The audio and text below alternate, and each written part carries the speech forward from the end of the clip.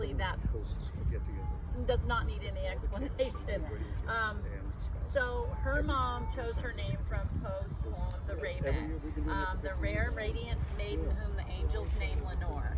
So we put that around the outside with the raven, and Mom loved ravens and crows, but she always had an affinity for them because she knew she had been named from the poem. So that's, so we have the music, we have that. Then this,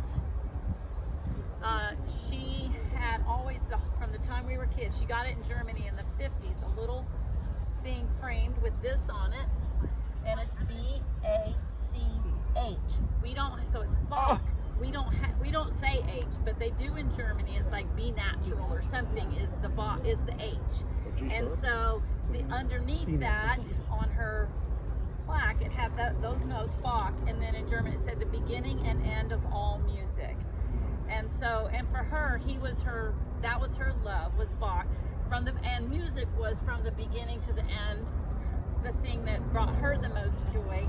And then of course, and then Alda put it here because it's also the beginning and end to separate her days of her life. So that's kind of that's why it's there and not just some other random place. So that was really. And then talk about the rose. Oh, and then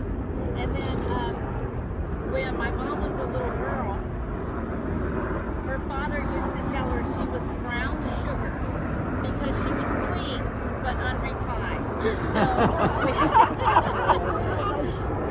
So we have the unrefined part, and then we have the refined part. She definitely was both. She had her areas of refinement and her areas of a little unrefined. She used to say when ravens or crows would talk, ooh, nasty. I don't know if any of you heard her say that.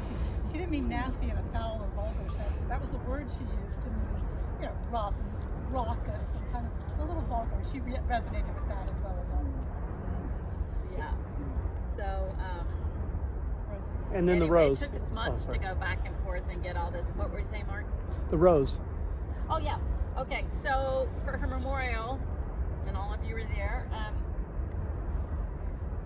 we wanted to recreate that painting of those red and white sort of antique drapey roses that her parents had given her when she won the concerto competition at Northwestern in 1956, 4, 5, something. What year was it, Mom? But she had a roommate from Seattle who painted those flowers for her so she would have a remembrance of those flowers. So I contracted with a hoity-toity florist in Old Town to recreate that for the memorial. And I think I told this story there, but they just basically put a dozen red roses and a dozen white roses in a vase and sticking straight up and handed it to me and charged me $375. So I said, so that's not going to happen, actually. You're going to give me my money back. And then Jeffrey and Mark went and drove around Northern Virginia to nurseries and garden centers and found a red rose bush and a white one that looked close enough that then he cut things off and made that arrangement that we had at the thing.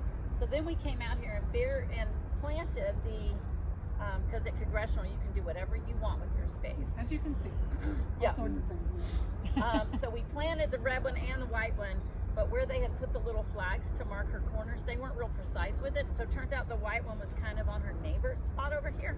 So then they told me that the stone was 3 feet wide and the actual lots are only 3 feet wide. And our original thought was to have the red and white kind of growing over it, but we didn't have enough room. So I said, okay, I want the stone forward a little bit. The red one can grow over it, and if we want, we can add a few little like miniature white roses. And I dug the white one out a few weeks ago and gave it to my son in Greensboro, who had made the arrangement and had planted it initially here. So it's now in his yard there, along with a gardenia that we dug out of her Vienna house. And he's got that, and it's thriving beautifully in his yard.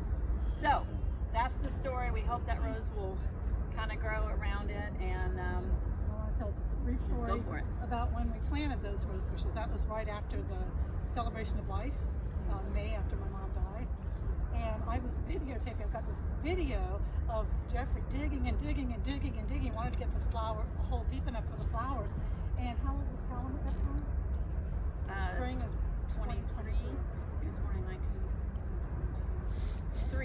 3.5 years old, and he was watching very soberly and finally commanded, "Dad, don't dig Grammy."